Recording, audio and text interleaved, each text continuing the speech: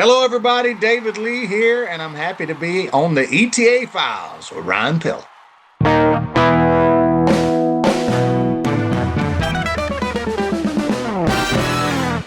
Hello, amazing folks. Thank you so much for joining me this week on ETA Files. We're bringing them back. Well, actually, technically, we're not bringing them back. This is your first time on ETA Files.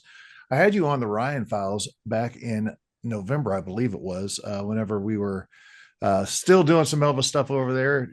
Finally, and I literally started this podcast because I wanted to separate out the Elvis stuff from the other stuff on the Ryan Files. But you're back. This is your first time, though, on ETA Files. People love you, the one and only David Lee. Thanks for joining me, buddy. Good to see you, brother. Since we last talked, aliens landed, took me away. I've been gone since November, but now I'm back. No, I'm kidding. So glad to see you doing the ETA Files. So was I the last visitor over on the Ryan Files, ETA wise? Oh, yes, you were. Yes, you were. See, yeah. Yeah. Okay. Well, say now I can say I've been on both. Not many people's going to be able to say that. I like to be unique and different. There's only a couple guys that could say that for sure, and you're going to be one of them. That's awesome. There you go. I wasn't amazed, but man, dude, people freaking love you. How do you answer a question like that? It's a statement, okay. Really. I mean, but like the truth of the matter is, it's appreciated for sure. That I can't never be gracious enough, because as I always say, my mom taught me a long time ago, treat people the way you want to be treated. And I was telling somebody yesterday, I'm nice to everybody. You never know who you may work with down the road, but even if that wasn't the case for me, I'm just nice to everybody. It's just the way to be. It just makes life easier, It's a lot easier, especially in an entertainment business. It's a lot easier to have friends than it is enemies. No doubt about that. Yeah. Oh yeah. But it is funny, man. I talked to so many guys. They got massive fan bases, but man, and people love him, don't get me wrong, but people love David Lee, and I think that's awesome. I appreciate it, man. And I appreciate it. Well, I've had a long career, and I'm chugging along like the old train. They just keep throwing the coal on the steam engine, and I keep going, baby. I'm just happy to be still strong as ever. I told somebody the other day, I said I still feel like I'm 25 or 30 years old, man. I mean, age is one thing, but it's just how you feel, and I'm out there getting it, man. That's awesome, man. That's good to hear. And yeah, I love your background. You're up there, I guess, in Alaska next to the Aurora Borealis. Yeah. I'm on location here. Yeah. I actually had plans to be in the Elvis room, the real Elvis room that I have, and the internet's not cooperating today, so we're a little makeshift background. But I've had a suit on a mannequin and the lightning bolt on the wall. It looked really cool on my end, but of course you couldn't see it. So well, it's just all the solar storms and causing the aurora behind you was affecting the internet signal. Yeah, that's right. So. That's exactly what it is. Yeah. Anyways, so listen, some people might not have seen your episode on ETA Files. There's a lot, on the Ryan Files. There's a couple things I do want to get into that we didn't last time, but if you don't mind, man, just give everyone the nutshell background of David Lee, who he is and what he's all about. First of all, shame on anybody that did not see that episode. I mean, shame on them. Thousands of people loved it. I can tell you that. Yeah, no, that's cool. David Lee, Elvis Tribute Artist, Conway Twitty Tribute Artist. I've been doing Elvis for 30 years. And I also was talking to somebody yesterday about this.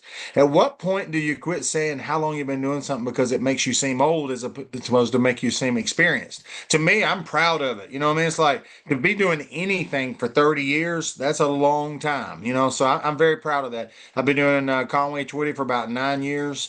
I had a show yesterday over in Georgia. I live here in Birmingham, Alabama, but still going strong as ever, man. I'm just doing both artists and trying to keep my head above the water. I've got some rental properties that I take care of here when I'm not doing shows. So I am a busy, youngish old man. I got you. With 30 years experience. That's right. Experience. That's experience. That's right.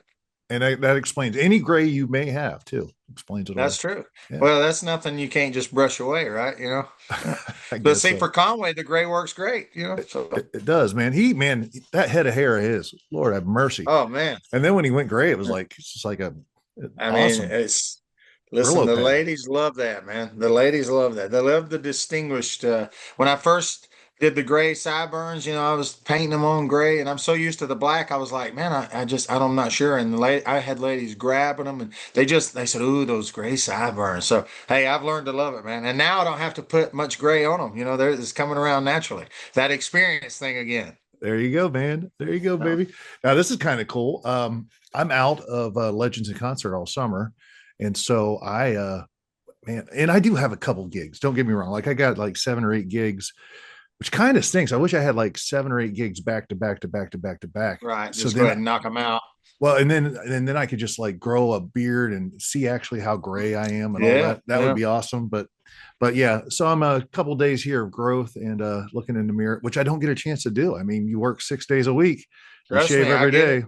and so It might have been February. I don't remember, but I went about 3 weeks where I did not have a show. And so I didn't shave.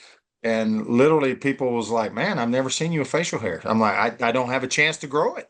yeah. So to me, I've never had a full beard. I've never had time. I had the long sideburns forever, but never had a beard, which is crazy. But that's, hey, it's just part of it, man. That's the way it goes. What? I guess when we retire, we'll be the guys with the big ZZ tops going on, man.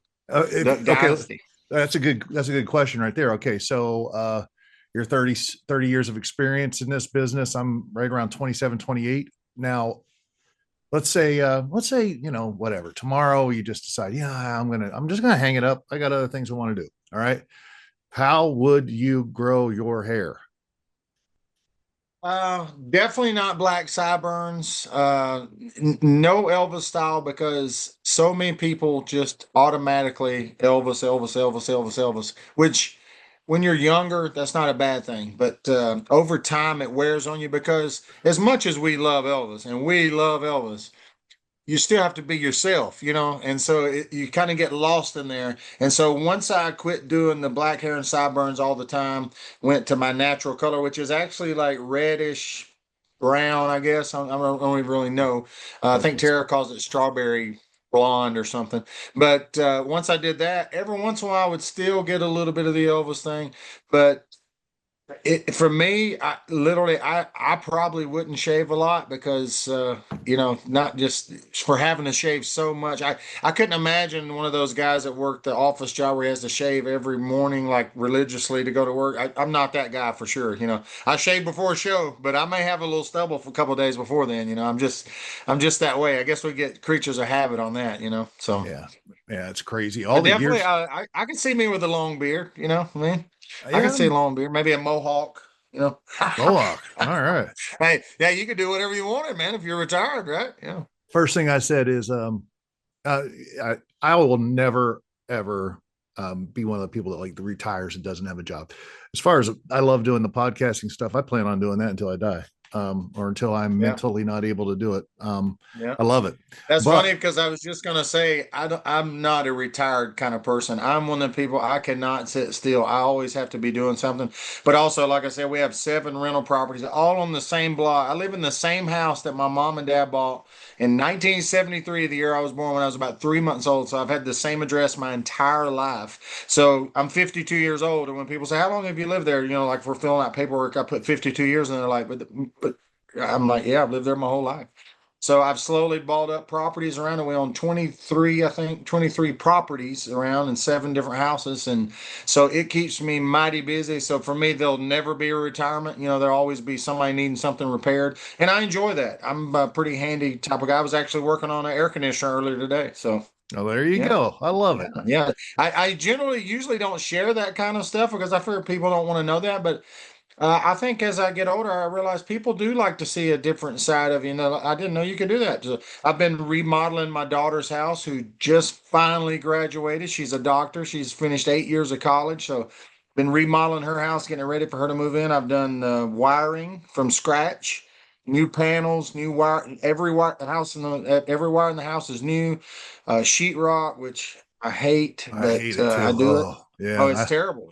It makes you seem silly. It look like if you watch a video of somebody doing it that does it good, you're like, that can do that. And then you go do it and you're like, I look like I'm 3 years old out here playing in the mud. Yeah. But as you do it more and more, you get better at it. Concrete work, I'm putting a metal roof on over there, windows, doors, and you name it. If it's got something to do with the house, air conditioning, as I said, But I enjoy it. If I had to do it for a job every day, probably wouldn't enjoy it as much, but it feels good to be able to repair something. Of course, my daughter, Savannah, and my wife, Tara, they think I can fix anything the same way I thought my dad could. I can only imagine how he probably felt, because I can't fix everything. But my dad didn't have Google back then and YouTube and stuff, and I do. So luckily, you can save yourself a lot of times and look pretty smart with that kind of stuff. Yeah, But I probably absolutely. shouldn't tell that. I mean, I know everything, man. No, no, I think that's awesome because, man, the number of people generation coming up, especially that doesn't know how to do like little Oh, things, it's like yeah, just it's change a it's tire, amazing. change the Even oil. my daughter and her husband,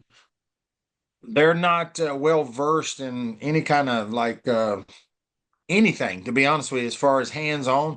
But that's the way they were raised. Their generation is raised. We have to get back to people building stuff and people working manufacturing type of jobs and stuff. This country's got to get back on that track. That's what this whole country was built on, that kind of stuff.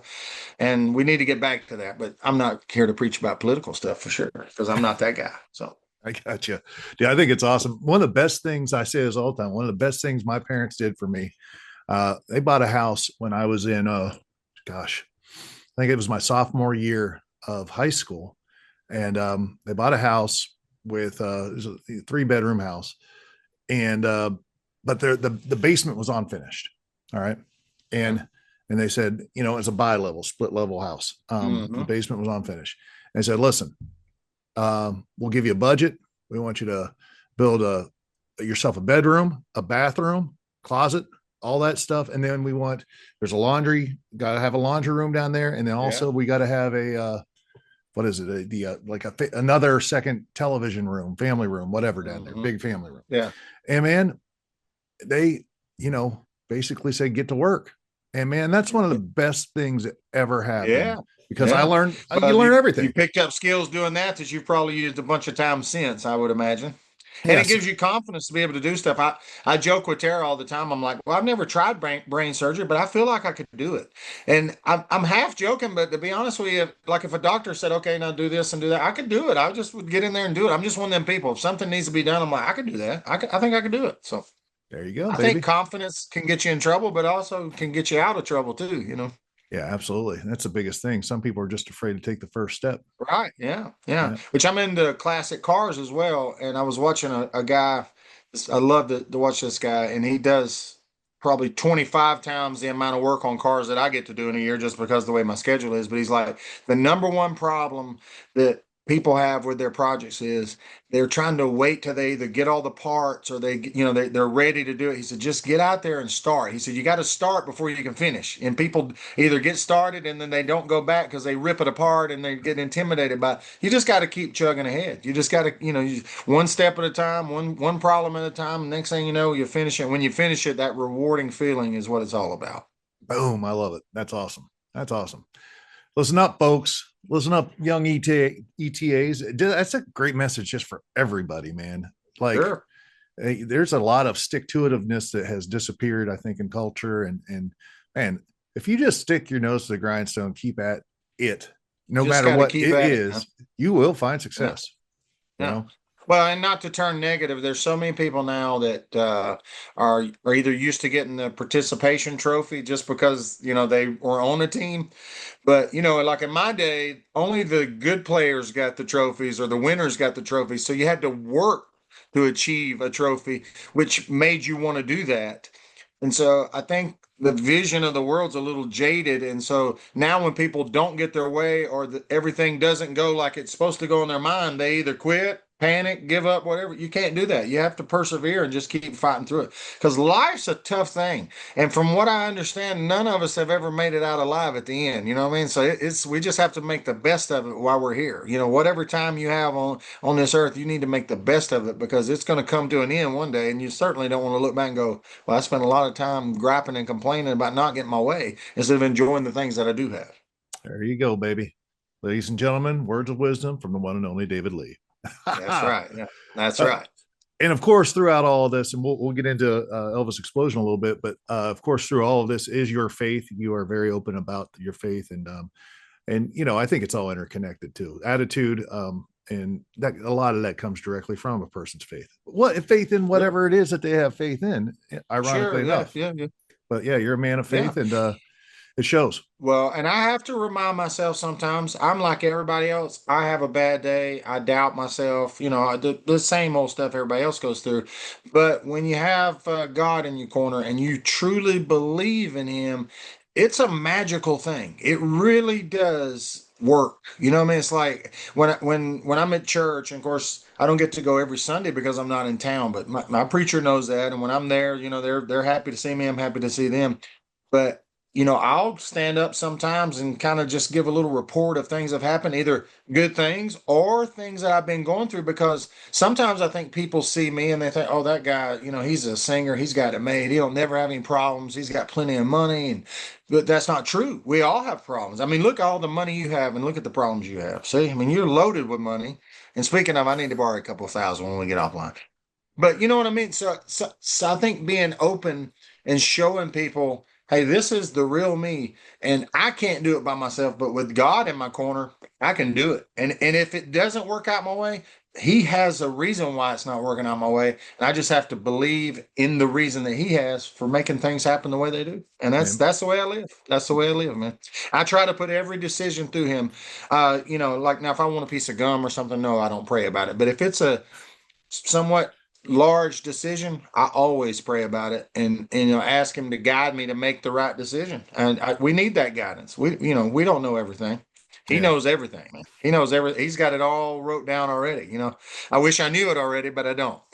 Yeah. And it's kind of cool too, getting to that point where it's almost like I feel like especially over the past couple of years, just more and more it's almost like an ongoing conversation in my head. It's just like, hey, just like casually I go on these walks and whatnot, getting exercise, and just like I find myself just constantly talking, like right there, like someone's walking Oh beside yeah. you. It's kind of cool. It's kind of cool. Yeah. Well, Um, everybody's path is different. So, how you pursue it really depends on the kind of person you are. But I heard something the other day. It said, the guy said, pray without ceasing. He said, start praying in the morning. Pray about the things you need to pray about. He said, but all day long, just pray without ceasing. And I thought, I started thinking back. I thought I'd do that all the time. And if something goes my way, it could be, opening a Coke can. Thank you, Lord. If, I didn't cut myself. Or if I have a problem with something and I get it on the first try, I'm like, thank you, Lord. I always give thanks and appreciation because it don't have to go your way, So when I do, I show that appreciation for it. So little things, it makes your whole outlook a little different in the long run. As I say, little things add up to big things. I So do. if I was giving advice on how to do it right, I couldn't tell you the one magical thing, but the little things add up to the big thing. And that's what, one step at a time, like you got to persevere. So Amen, brother. Amen. Now, so here's a very good poignant point to make about what you just said. If things don't go right the first time, you were in the ultimate for years before you actually ended up winning. And you yeah. talk about that. It's a great story and whatnot. That was the year you gave up alcohol and all that. You talked about that, but like, how many years was it that you went through that before you ended up winning? How many years were you at the ultimate? It felt like it was about 30 years. It was 5 years. So the images for me was 4 years. So the images, I think I got third and then second, and then I didn't place it all, and then I won. The ultimate was totally different. So the images, I was always kind of up there. I had the feeling I might win. The ultimate is just kind of, you just never know because the judges are different every year, and there's always somebody coming up, this young guy. But so the first 3 years of the ultimate, I qualified to make it. And that's an honor in itself. I think. On average, I won in 15. So say from 11 to 15, I think there were between 25 and 30 preliminaries, and that's it. So there were 25 or 30 guys that qualified for the ultimate out of how many ever thousands of Elvis guys in the world. So just that in itself was a pretty cool honor. But of course, we all want to make that next round and the next round. So the fourth year, I made the top 10. So I got to sing again. Because the other times I only got to sing one time. You wait all year long, you sing one time, and that's it. So I made the top 10. And so that took me to a different level in my mind. I thought, okay. But all along, I said to myself, for those who don't know, in the ultimate, you go through rounds, and the final round is one song, five guys, one song, basically your best song against, whoever else is against you, maybe a guy in the If I Can Dream suit, white, it's hard to beat certain looks. But I always knew if I could get there to that top five, that I could stand toe to toe with anybody. I thought, you know what, I'll throw my hat in the ring against anybody, one song for one song. And so in 15, my wife literally told me, she said, after 4 years of trying and only making the top 10 once, she said, if you don't make it this time, if you don't make it through this time, maybe we should just look at doing something else. Maybe this ain't for us. And I said, yeah, you know what? I think maybe you're right. Because it does wear on you. And I won't mention them by name, but over the last year or two, some of the guys that are really going for it now, they're starting to kind of lose their luster a little bit because in their mind, just like anybody, you don't enter a contest unless you think you can win. So everybody thinks they can win or they wouldn't enter the contest. So some people decide just to step away. And so that's kind of what our thought process was going to be. And lo and behold, I go in there and win the whole thing. I mean, and it was all based on my beliefs in God and just trusting in Him and knowing if that's what's meant for me, then He'll line it up. I put my song selections, I prayed about it. We talked about this last time. Another ETA actually sung one of my songs by mistake. He wasn't supposed to. I still sang that song. They gave me a choice to sing any song, even that wasn't on my list, which was very nice of them. I said, look, I prayed about these songs. That's the song I'm supposed to sing, and that's what I want to do. And they said, go for it. And so that's what I done, and I won. So, and the first thing I did, there's a video, and I looked up, and I'm looking at the picture right now. I have it, and there's some guy behind me. Looks like it's Ryan Pelton over there behind me. But I look up and thank God immediately because I knew instantly that He allowed me to do that. It wasn't none of my talents; it was talents that He gave me. That's awesome, man. That's awesome. And it's changed my life now. When Dean Z interviewed me and said, hey, are you ready? Your life's going to change and all this. Well, of course, you have this vision like, oh my gosh, I'm about to be jet setting all across the country. But for me, the change was a little different because I was already busy. I was already doing plenty of shows and festivals and stuff. So my schedule couldn't get much more busy. But a level of respect came with that ultimate title that you just can't. I don't care how many shows you do. I don't care what other contests you win. There's a level of respect from others, other ETAs, and just fans in general that come with that you can't buy, that you can't really earn any other way, that I didn't foresee was that important. As I look back now, it's been pretty important, but it's kind of that stamp of approval. It's kind of like now, if you, let's say I'm going for a job and there's a guy who may be even more talented than me, but because I've won the ultimate, he hasn't. Sometimes I'll get that job because I think, well, this guy works for Graceland. I mean, this guy, this is the guy right here. Now, and opinion and views, perception is reality sometimes. So, it's been a blessing. My life has changed, but just not in the way that I probably foreseen, I guess what I would say. So now some of the young guys now that have won, I mean, I was 41 years old when I won. And I think Cody Ray Slaughter might be the youngest to win at 18 or 19, but there's guys that win before they're 20 years old. And I'm like, man, I almost don't want it. I wouldn't want to do that because then what's your goal after that for the Elvis world? You pretty much have reached the Super Bowl and there's nothing else. So I'm just you know I'm just cruising around along with mine. I wouldn't change a thing. I wouldn't go back and have won on the first year because as I look back now, I wasn't ready to win. In my life with, the way my life was going and stuff, I wasn't ready to win. Now, did my talent change really? No, I was probably as talented on the first year as I was the year I won. And I certainly didn't get more talented the day after I won, but it appears that way sometimes to people, because you're the hot commodity then. That's awesome. That's awesome. It's a lot of little intricate stuff that people don't think about, but it changes things. Yeah, and And I've and, talked and to. as far as I know, I'll for always be an ultimate winner. And some people don't even say like I'm the 2015 ultimate winner. They just say I'm the ultimate Elvis because for that year I was the ultimate Elvis. And Graceland hires me now, and they do announce the year you won because there's other guys there. But just being in that group, it's just a cool feeling. For sure, for sure. I talk to a lot of guys on this podcast, and we talk about the ultimate quite a bit because it's become a thing. It's become a thing. And obviously, I have some ultimate winners on here, not unlike yourself. Just had recently Bill Cherry on, Cody DNF, some others, but like Dwight Cherry, I never heard Eisenhower. of him. Who's that? Dwight, no, I don't know any of those guys. So those Dwight Eisenhower, Bill Cherry, Cody Danath, all those guys are my buddies, man. Great talents, and sometimes you look around and you're like, man, what's it mean to them? Does it mean as much to them as it does to me?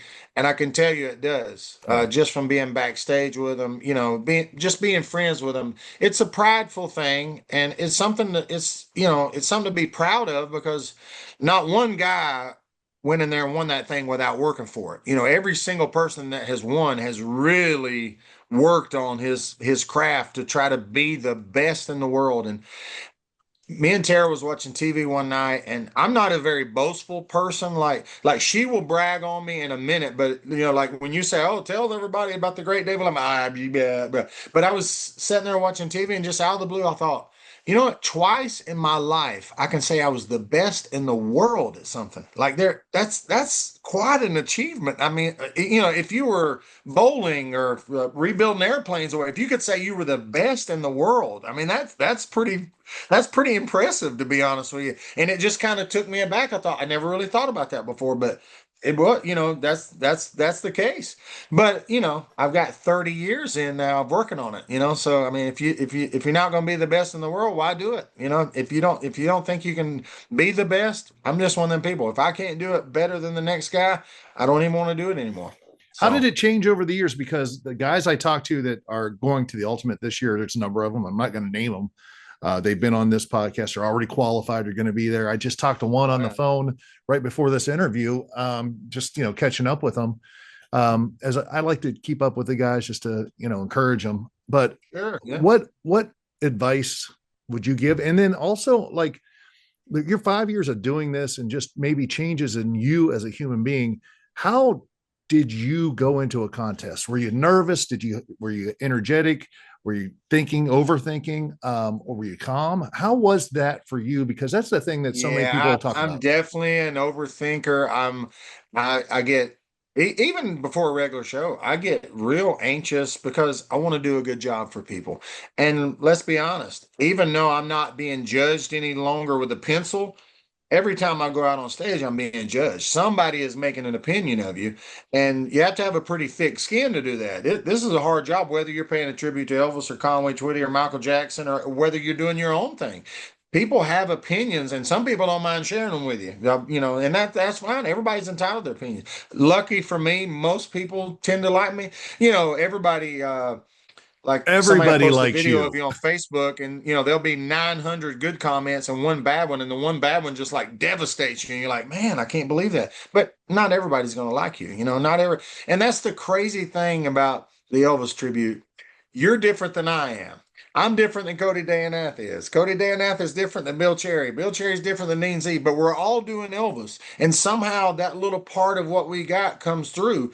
But to some people, it's just a miss, like they're, which I'm just using Bill's name as example. Bill's one of the greatest, and he's a great friend of mine. But there might be somebody that sees Bill and goes, "That I don't see Elvis in that at all." And then the next person will think he's exactly like him and doesn't think I am. So it's perception again. So I always say smoke and mirrors. I just want you at that time to feel like you're seeing Elvis. If you go back later and watch the video and go, "That guy wasn't that good," as long as I can fool you or make you like it for that live moment, I'm great with it.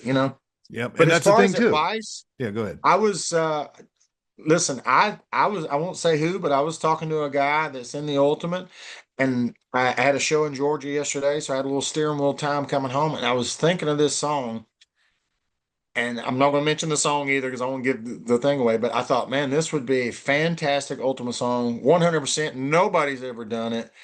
And I think it would fit this guy. So I called him and told him, I said, listen, I want to help. If you decide not to do it, that's fine. I said, but just put it in your back pocket. He knows the song. It's a rare song, but he knows the song. I think he's a little skeptical to try it because it's kind of off the wall. But listen, the guy who won the Ultimate last year sang Blue Moon. You know what Yeah. I mean? It's like, so sometimes different is good. We just don't always know when different is good. That you got to be willing to roll the dice. So Yeah. you have to set yourself apart in that thing. You can't just go in there and be cookie cutter just like everybody else. Something has to stand out to make the judges go, "Oh, this is the guy." And That's the other thing about contest. People think the judges all get in a big circle and go, okay, who do you like? What do you think? No, judges are sitting there with a piece of paper, not talking to each other. I have no idea what the next person's putting down on the paper. It's just the opinion of what they're seeing at that time. And collectively, those scores add up to whoever's the best on that day at that time.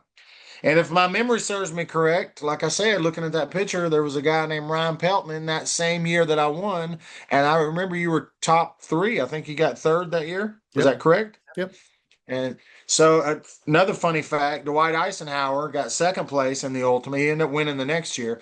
But the year I won the Images, I got first place. Dwight Eisenhower got second place. The year I won the Ultimate, I got first place. Dwight Eisenhower got second place. Those were about 11 or 12 years apart, and I competed with hundreds, if not thousands, of other guys.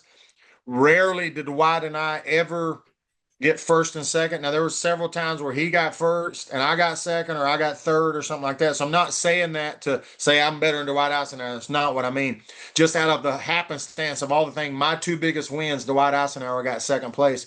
And as you know, he has a super strong voice. Like there'd be no shame if you ever lost a competition to Dwight Eisenhower. I mean, he's like a 5-time world champion, and he's a great friend of mine. And so I take even greater honor in knowing that as I look back the year I won the Ultimate, Dwight Eisenhower second place. Here's the incredible Ryan Pelton that looks like Elvis walking the earth in third place. Nobody could say, well, he didn't beat nobody. What I mean? It's the top five. I don't remember the other two guys. I know Michael Chambliss was one, and maybe Pat Dunn, I believe, was the other one. So all great vocalists, all great looking guys. So I'm super proud of that. And listen, about 3 years ago, I kind of thought this Elvis thing was kind of dying competition wise, not Elvis and his memory, just competition wise. I think this thing's kind of thinning down a little bit. Some of the preliminaries started going away, but over the last year or so, it has kind of uprighted itself. The Elvis movie helped, of course, brought some new fans in, but I think it also regenerated some guys. And man, there's some preliminary winners now that are pretty strong. Jimmy Holmes, he has a great look. He's a great Elvis on tour. He's a guy, if you were trying to show somebody who never knew what Elvis was, you could show them Jimmy Holmes and be proud of that and go, hey, this is a guy who does a good Elvis tribute. That's what really we need. We need that kind of thing to win. Riley Jenkins is another guy who's great voice. He's a walking encyclopedia of Elvis knowledge, and he's only like 22 or 23, however old he is.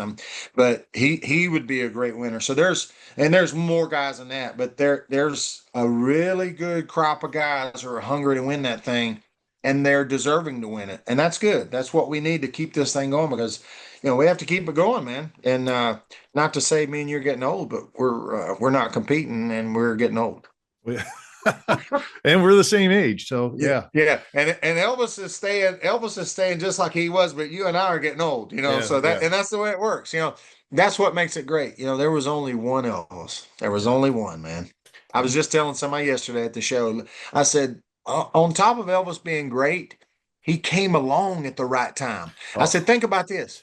Popular music on the radio before Elvis came was Perry Como. You know what I mean? It's like, no wonder. I mean, diggity dog nothing diggity against Perry Como, but you know what I mean? It's like, no wonder people seen Elvis and said, whoa. It's like, man, so there will never be another Elvis. I just don't foresee it ever happening. And if you just say Taylor Swift, that's probably the hottest artist going right now, and she sold, 4 billion albums or whatever. It's a different world. You can't really compare Taylor Swift to Elvis. And I don't think 100 years from now, people's going to look back and say Taylor Swift had this kind of impact on so many people, so many other artists. I was telling a lady yesterday, I said, if you go to Graceland, they have a warehouse-sized display of people like Kiss and Tanya Tucker and The Rock, Dwayne Johnson, people that were influenced by Elvis. It's just, you can just go down the line, man. Led Zeppelin. You name it, and they were influenced by Elvis, which is crazy. One man. It's crazy. And here we are talking because of Elvis. Yep. Think about that, Do you think that, like, I agree with you as far as maybe a couple years ago, you felt like this little maybe decline. Elvis movie certainly helps, so on and so forth. But do you feel that during that change where maybe things now are better, do you feel like maybe it was because there was a monumental paradigm shift where it started. Like, it's always been about Elvis. Don't get me wrong. It should be about Elvis, but I feel like there's a younger generation, not only of tribute artists, but also of fans who are coming up. And now it's starting to, for good or for bad, and maybe this is the way it has to be to keep it going. But the shift is a little less Elvis and more, I like this ETA. What do you think? Yeah, yeah. Well, and I think especially some of the younger fans, because let's say their grandmother or their mother is a tribute artist fan, they may see the tribute artist before they see Elvis, and they see the tribute artist more often. And let me raise my hand. I'm guilty when I hear a certain song now. I think of a tribute artist sometimes more than Elvis because I've been around that guy who sings that song. And I'll use myself as an example. If somebody said Promised Land, most people would think of me instead of Elvis in the Elvis world, in the Elvis tribute world, because I've sang it so much and I'm known for that song. So we're all kind of guilty of that. But I'll tell you this sincerely, the Bill Cherries and the Cody Dayanats of the world, we all want it to be about Elvis because he is the star. 100 years from now, nobody's going to remember me. I mean, my family, whatever, but you know what I'm saying. But Elvis's memory will still be here, and it needs to be that way. And I always tell people, go to you. YouTube is a great tool to learn things of anything, but especially with Elvis. When you and I started years ago, Yeah. you had bootlegs on VHS, and you'd get a copy of the CBS special or something, and it was grainy. And I could say, oh man, go on YouTube and watch Elvis in Asheville, North Carolina, in 1975, and there's a clip on there, or Charlotte, North Carolina, or Birmingham, Alabama. There's a clip of Elvis on there, probably from your hometown, my hometown, that you can go watch. Now it's not the best quality, but of course, that just wasn't what it was. But we didn't have that, So I used to make my own suits, so I would be like Polaroid pictures and a magnifying glass trying to figure out what color these stones are and all. Now you can just boom, go to Graceland, there they are on display, and it's easy to see it and make it. So it's better for the guys in some form, way, and fashion now. But I think sometimes it's also like when you have to earn it real hard and you come up with nothing. I can remember when I didn't know where to even buy a pair of white boots. I had a pair of, and Tara would probably kill me for even saying this, but they were like rain galoshes or something. I mean, they were like rubber. Yeah. That's all I had, but they were white, and I went with it, man. And and I would ask when I finally started going around to some competitions, I would say, "Man, where'd you get those white boots? Or where'd you get these stones? Or where'd you get that belt buckle?" And most of the people did not want to tell you where they got it because they didn't want you to get it. And some of that I can understand, but I remember telling my wife Tara, I said, "Listen, if anybody ever asks me for help, I'm going to help them." And Yeah. to this day, I help anybody. I don't care if I know that it's going to hurt me. I don't care if the guy, if you, so, I'm a good judge of character. I can tell when somebody's a good person or if they're just in it for themselves, for the glory, or, for themselves, or if they're really doing it because they love Elvis. I help them all just the same because it's not for me to decide. Because I'm telling you right now, if you seen pictures of me when I first started, you'd have probably said, "Oh man, you need to quit. You don't need to do it." But now, here 30 years later, I mean, hopefully in this business, I'm somebody that people can look up to. Yeah. I remember the same exact thing. There were people that would hide all these secrets. And I said to myself, I was like, at that moment, I didn't get like, what's the big deal? And I guess the big deal Yeah. back then was that it's hard to come by, and Yeah. maybe this gives me an advantage over everybody else, Right. I over was you. just gonna say that's But what it was. They thought by having the stuff a little, they had a little bit of heads up over you. But hey, I got to be honest, especially around here in Birmingham, which is Birmingham's a city of 1 million people. I won quite a few Elvis competitions in a suit my mom made that we were putting like stars and bunnies on. It's like, because that's all we could find, man. I mean, whatever we could find, I would make an eagle out of upside down hearts and stuff, just to make it work. And it worked for a long time, yeah, and then eventually I said, I want a real suit. And I started making some of my own actual, 100% authentic suits, made the belts, cast the belt buckles, track down belt buckles. Now, of course, with eBay and the internet, if you wanted to make the Aloha suit, you could go online and find that eagle pretty easily. But back in those days, we're talking flea markets and thrift stores and, somebody's grandmother who's got one in the closet, that kind of thing. Yeah. But that made it fun, and man, when you finally got it, you were proud to wear that thing, It's like, it won't be long. I think I will start putting out some pictures like when I first started. Because, I mean, you want to have an image of yourself that people will go, okay, this guy's great. And what if they only see that one picture that you put out there? But as I kind of wind down, I do think I'm going to put some of the stuff out there so Yes. people can truly see how far you came, because I Absolutely. was also a big guy. I've always been into football and stuff. And I'm 6'3", 6'3 and a half along in there. And back then, I was pushing 300 pounds. So now I'm about 245, 250 now. 235 is where I'd like to be, but life is as such. But I was a big guy, so on top of that, then you got to find white boots in a size 13 or 14, which makes it even harder. Or if somebody had a suit for sale, the guy was like 5'9", 180. That wasn't gonna work for me. Dude, so check I this had out. to make my own stuff. I had a guy we both know, and it's a funny story. Called me up and he was like, "Man, I need a gold lame." And I'm like, I'm not doing the 50s anymore. Okay. I'm just not. I love the 50s Elvis, don't get me wrong, but I'm just not doing the 50s Elvis. And I have the best gold lame ever, had it forever. And it is still to this day, it was amazing.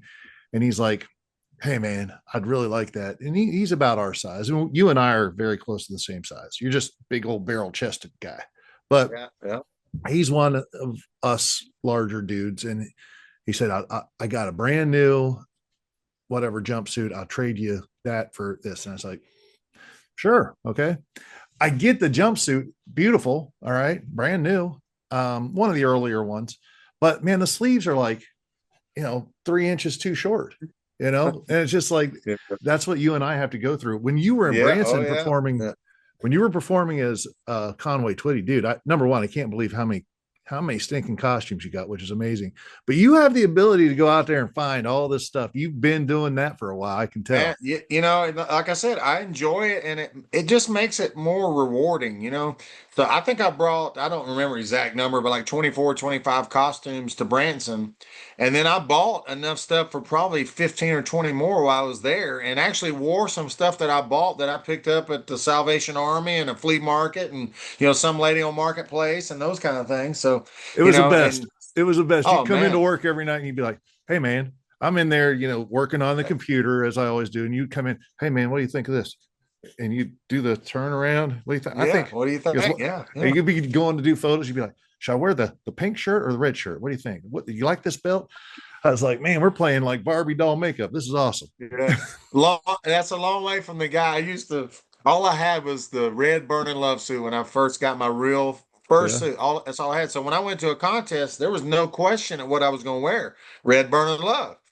So then I made the embroidered peacock suit, made it from scratch. So I'd wear the red burning love in the preliminaries and the peacock in the finals. But once I added a third suit, that's when it began. So I'd take 3 suits. Then when I made 4, I took 4 suits. Next thing you know, I was taking 7, 8 suits. I'm like, what I wear? Do I wear just same thing? What I wear? Do I wear this? So sometimes it's better just to take what you're going to wear and that's it. And don't worry about it. And it is what it is. Then you're overthinking again, right? That's right. Yeah. Dude, I care, I want the people to get the best show, the most authentic show.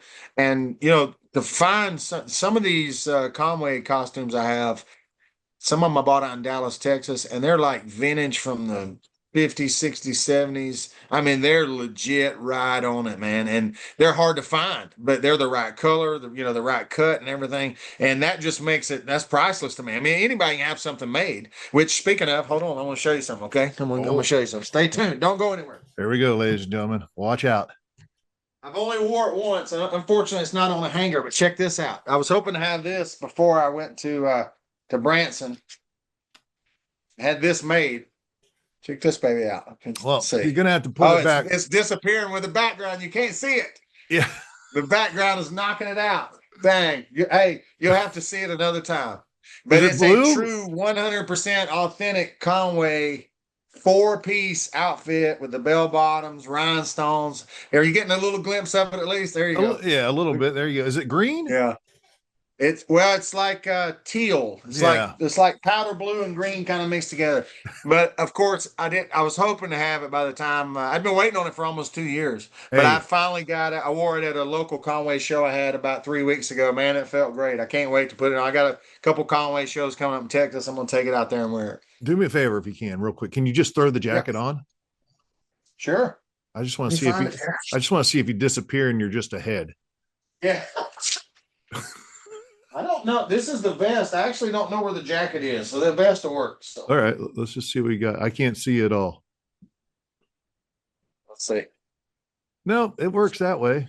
Yeah, it worked. Now, how does it work that way, but it won't show up the other way? I don't know. So, a lady in Louisiana has the real vest, the actual Conway vest. And so I messaged her and said, "Hey, is there any way you could send me some pictures of it?" And she did. She sent me detailed pictures. So I sent it to the guy who was making this. And man, it's like exact. It's got the real rhinestones, the designs, I mean, perfect.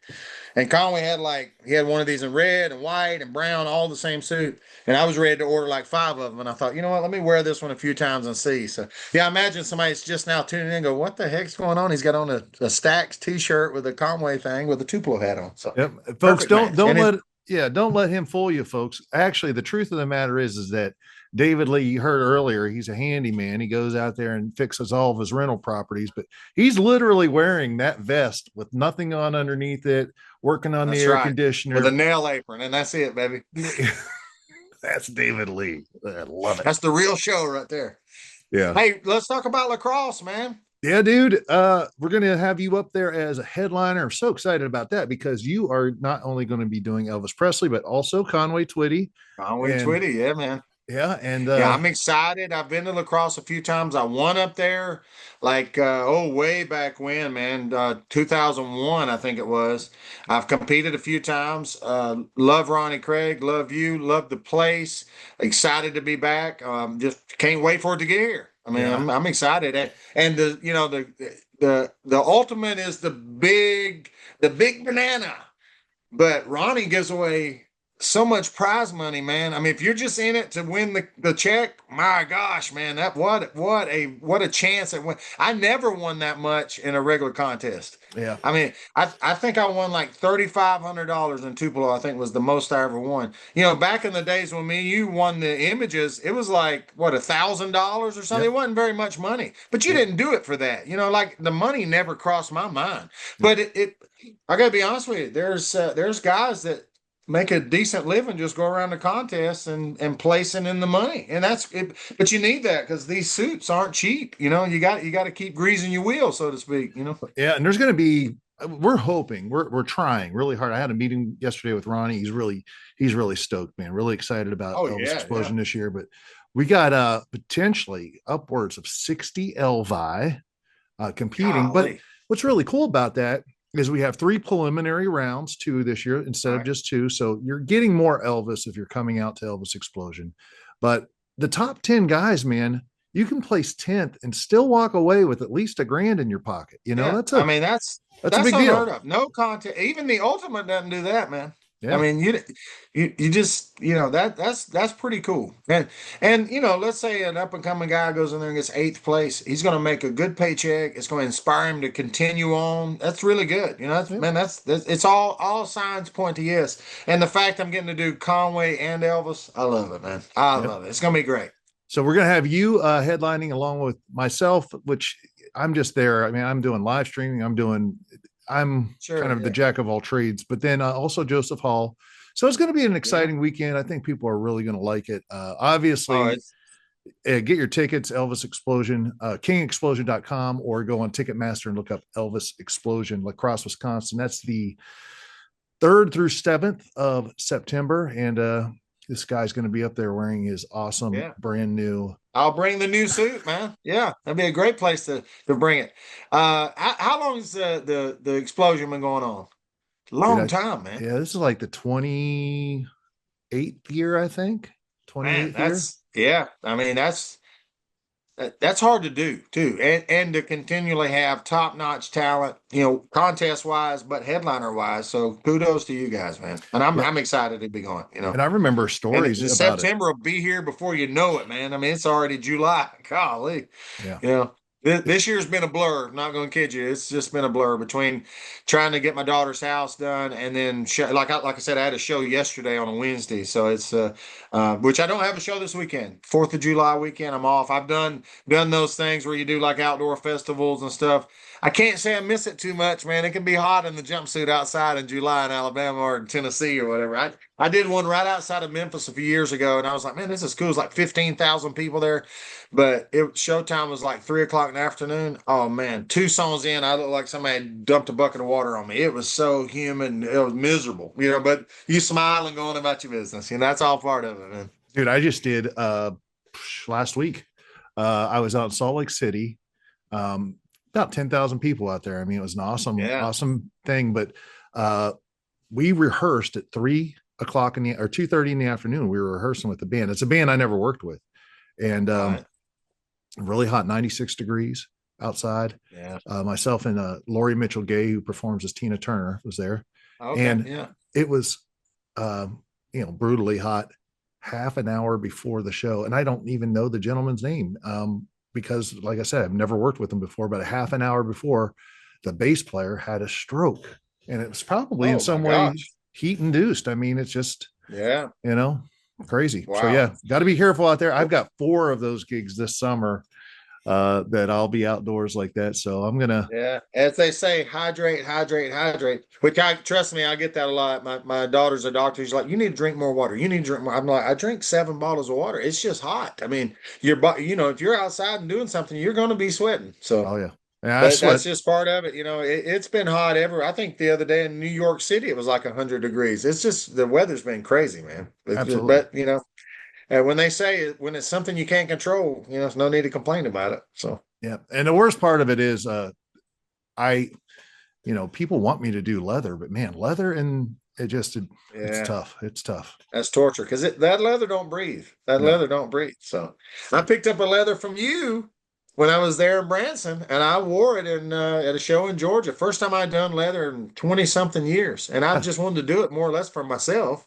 And so to say people were shocked, that come to see me, because I'm a jumpsuit guy. I will do some movie stuff, but I had a black leather, but I didn't feel like I really did it justice. But so I honed up on everything, and I did like a 30-minute black leather set and had a ball with it. And I love it. I will probably do it again in the right circumstance. Now, I'm 52 years old. I realize what I'm good at and what I'm not. But sometimes you got to do it for yourself and remember why you love Elvis. Speaking of that, I watched the 68 comeback. I had a private gig at Graceland 2 weeks ago, I guess now. And I was performing in the Automobile Museum right there at Graceland. And the people put me up. It was a great group out of Arkansas.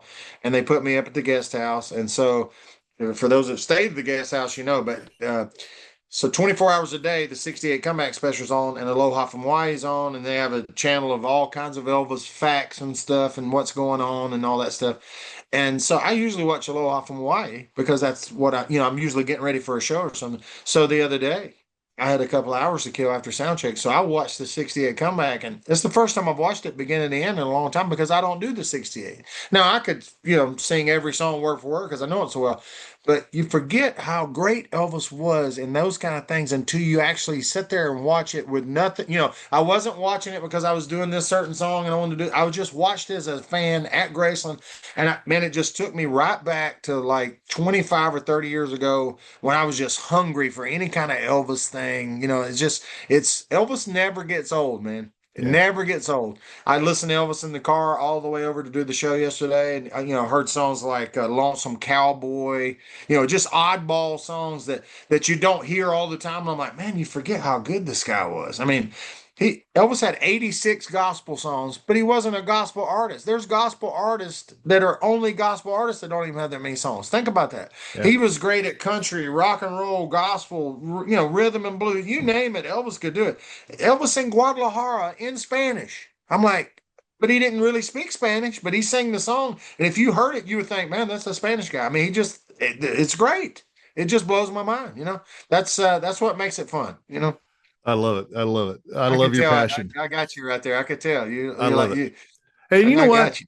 I might be 52 like you, but man, I love, and to this day I still love, and man, I will always want to do it. I love doing the GI stuff. I just love the Oh yeah, whole yeah. the whole I thing. actually have a GI, but I've only done it locally many years ago, and I'd wear the hat because I always had the big sideburns and stuff, and the hair was too long, so I'd put a hat on. I'd do three or four or five songs. You know, GI. I had a fan. He's passed on now, but man, his favorite song. He'd say, "Get up and do that occupation GI blues for me." And of course, I would do it, and I always liked "Did You Ever." I like that song, and "Frankfurt Special." Those are great songs, man. Those are kind of songs that don't get appreciated very much. If you're not a true Elvis fan, you don't know those songs. You know, "Doing the Best I Can," "Pocket Full of Rainbows," all great songs, man. Yep.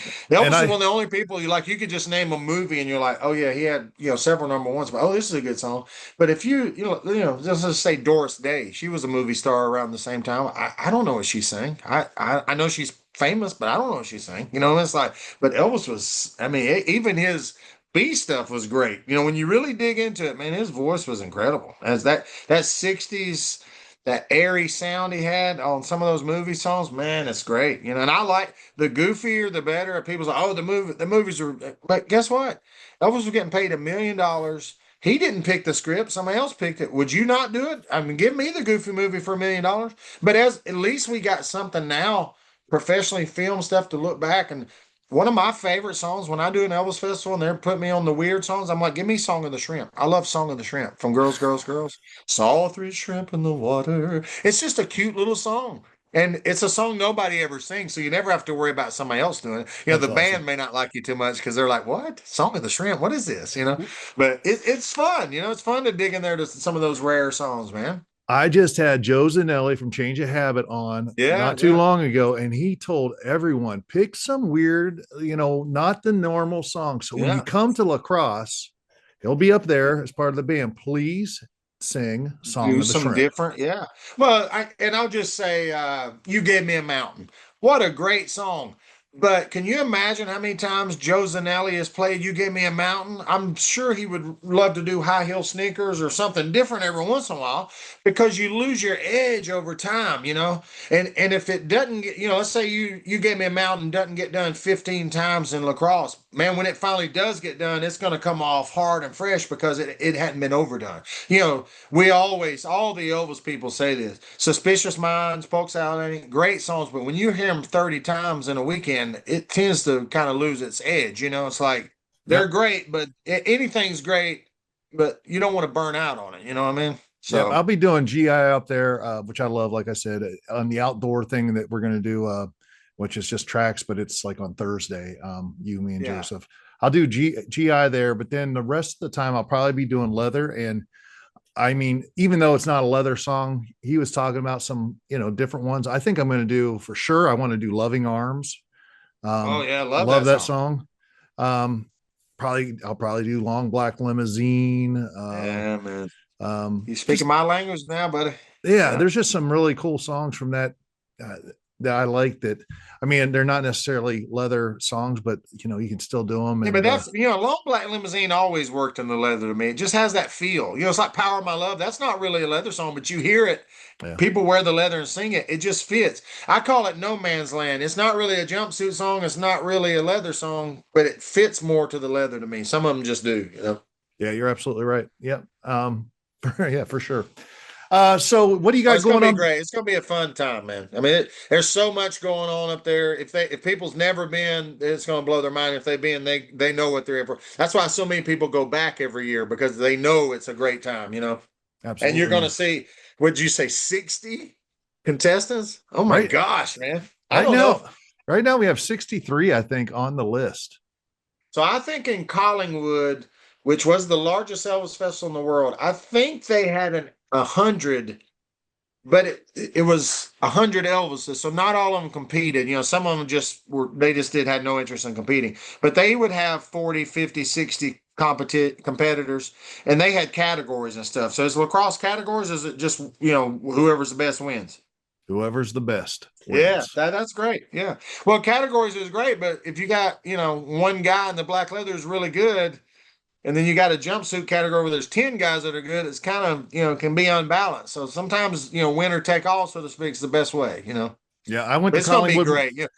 one. I went. If you're an Elvis fan, you like the GI Blues, you like black leather, you like jumpsuits, you like the 50s, you're going to see it all at lacrosse. There ain't no question. With 60 guys, you're going to see it all, man. Yep, and And we there's may hear suspicious minds a few times, but that'll be okay. nice thing that Ronnie has always stipulated, and I appreciate him doing this, is no repeats, man, for per round. Yeah. So if Yeah. semifinal round one, we have the red, white, and blue round. Speaking of which, yeah, Oh, so that's cool.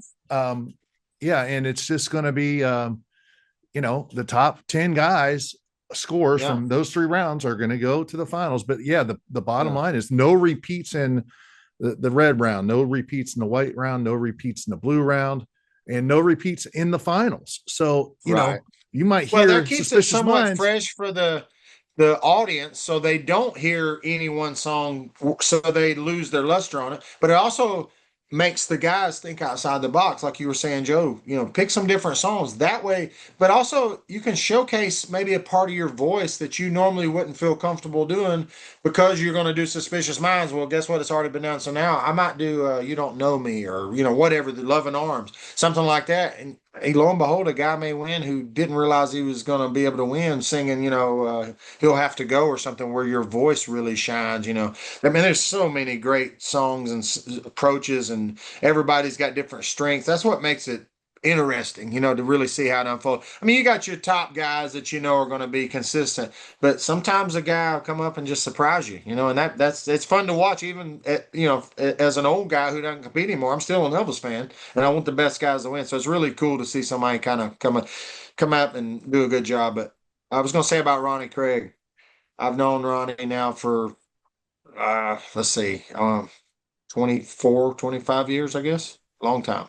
He literally watched my daughter grow up. We were talking. I visited him with him when I was there in Branson. Went over and sang the King Condo and did a little promo for lacrosse then. But Ronnie's a top-notch guy. He was an ETA himself for many years. One of my first real suits that I was able to buy was a secondhand suit of his that was the red Phoenix white suit with the red bird. I wore it recently. I still wear it. I've probably done over 1,000 shows on it. That suit is probably 40 years old because he bought it when he first started. Um, Ronnie's a good guy. He's got a great mind for business. He's been a friend a long time. He's a friend of my family. Like he thinks the world of my daughter, and I can't wait to be there to spend time with you guys, man. It's going to be a great, great time. Awesome. Where do people find out more about you online, David Lee? Well, of course, like everybody, I've got Facebook, I've got websites and all that stuff. So I've got my website is elvisforyou.com or the davidleeshow.com. Either one of them will take you to the same website. I have a Facebook page, David Lee, just David Lee. Now there's a million David Lee. So if you type in David Lee Elvis or David Lee Conway, my face will pop up. But also have a Facebook fan page, David Lee World Champion Entertainer, and that's got the schedule on there, what shows are coming up, little, anything about David Lee, new T-shirts, all that kind of stuff. Which my wife does all that now for 30-something years. I had a guy, I won't mention his name. He's a great friend of mine too, but he was booking me for some shows, and he said, "Listen, man, this has been I don't know 6 or 8 years ago." He said, "Listen," he said, I like to deal directly with the guys. I don't deal with the wives, and I don't deal with the girlfriends, and I don't deal with the managers and all that stuff." I said, "Well, I'll be honest with you. Tara's been booking me at that time for like 25 years." I said, "I don't really plan on changing it now." I said, "I couldn't tell you how much we charge. I couldn't tell you if I'm available for this weekend or that weekend."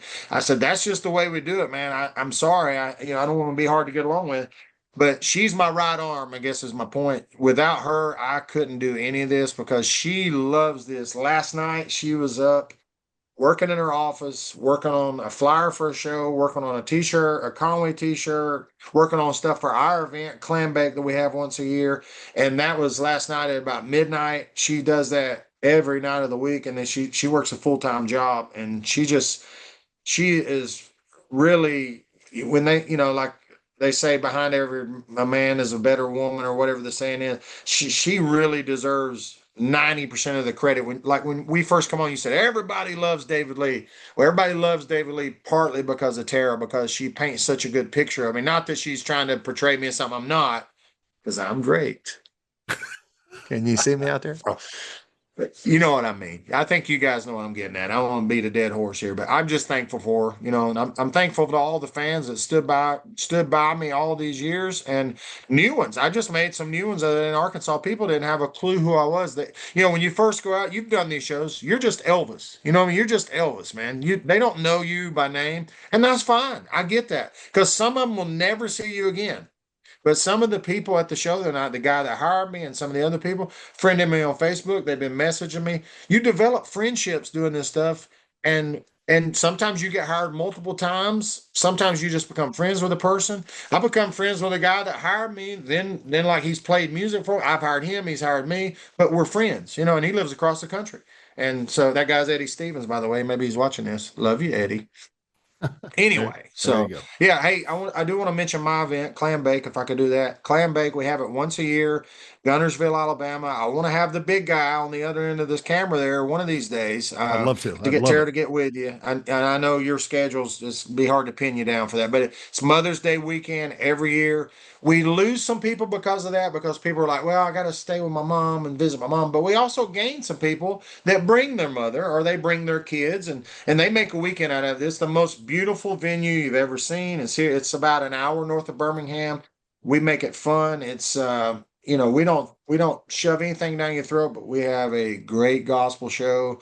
We've been doing a youth showcase, really highlighting some of these young guys that are coming up. And when young guys, 5, 6, 7, 8, 9, 10, that's when they're most impressionable. And this year we put all the young guys with the ultimates and the big headliners and let them spend some time together, work together. You just kind of hang out, not like a camp where it's all in front of people, but just one on one, just talking, just, that way you can get to know somebody and ask them questions. So, because, if you're 7 years old, you haven't played with a band very much, what I mean? It Yeah. makes you nervous, what I mean? You don't know which way to brush your hair, left or right, and this kind of, which way to do the windmill and all that stuff, And so to be able to give back and help, it's great. Not a lot of the festivals are doing that. So we're trying to be different like anybody else. We want to be different. We want to put our own thumbprint on stuff. But that's every year, Mother's Day weekend, and we'd love to have you. It's kind of a quaint event. We normally have 200 people or less because ours is like a dinner style thing. So the tables are round. So we could put 500 people in the room, but we enjoy the dinner. People like the food. Tara themes the food out. Of course, we have clam strips because it's clam bake.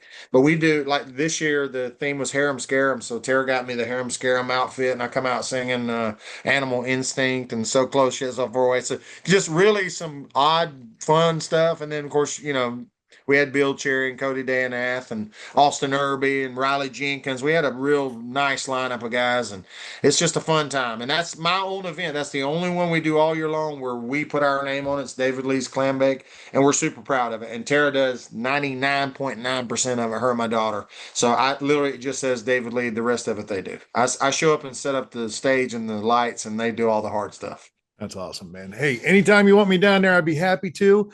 And you can Yeah, we're teach gonna me make it the happen, right man. way to do the windmill. Yeah, that's right. Well, hey, that's the other thing. Some Elvis guys are left-handed, and Elvis was right-handed. So you either have to learn how to do it backwards. Like I'm left-handed, but when I go out on stage, I always carry the guitar right-handed because Elvis was right-handed. Now, if you asked me to play right-handed, I really couldn't do it. But it presents the image. But movement-wise, I favor my left. I'm left-handed, so it's kind of backwards to some people. But I do both ways, but I favor the left. If you're going to throw a baseball, you'll pick an arm. You're either left-handed or right-handed. So, but Right. we want to have you for sure. I have a list of guys, and I see so many guys. Hey man, I'd like to be part of your clan bake. Luckily, Tara does all the hiring. Now I'll put in her ear. I'm like, hey, I'd like to have this guy, in the future down the road, no pressure. But if we could add so and so. But man, when you have, I think we had 6 guys this year, and they all did a phenomenal job. The fans loved every one of them's like, how do you not have those guys back Yeah. and then add somebody because you can't afford to have everybody. Right. So, it makes it difficult to balance it. But I told her, I said, we try to explain to the guys that we're not going to have back. We don't just let them see it online. We call them and go, hey, you've done absolutely nothing wrong. We're just going to add a different guy in this time. We'll come back around to you. And hopefully we make it back around to some of the guys we had the first few times. But that's the benefit of knowing so many people from doing this so long. I mean, we could have 5 or 6 different guys every year for the next 20 years, to be honest with you. But some of these guys, like Austin Irby's my guy, man. I mean, he's gold. You know what I mean? He's just a great entertainer, and he's a great guy, and he's everything Clam Bake is about. You know what I mean? He's the character we want. You know, when I say character, I don't mean like goofy. I mean, good character. Yeah. Riley Jenkins, another one. I mean, it's hard to let some of them go, and so we just rotate 1 or 2 guys and bring in some new ones, and it's a great event. It really is, and it's not because of me, I can tell you, but I'll take full credit for it. So David Lee's Clam Bake Mother's Day weekend every year. You're awesome. I appreciate you, brother. Man, good luck, and I will see you, if nothing else, here in a couple months over at Elvis Explosion. I was going to say, don't blink. It'll be here before you know it. Absolutely, man. Hey, good to be on the ETA Files. Good to see you, man. All the best to you, and we'll see you down the road, brother. Awesome. Ladies and gentlemen, the one, the only, David Lee. Thank you. Thank you very much. Y'all take care. Bye-bye. Thanks for tuning in this week to the ETA Files. If you enjoyed this episode, please give it a thumbs up and share it with your friends. And as always, be sure to hit that subscribe button and join the ETA Files community. And if you're looking for something a little different, be sure to stop by my podcast, The Ryan Files. Keep rocking, my friends, and I'll see you next week with another story from the Elvis Tribute Artist world. In the meantime, check out these video links below.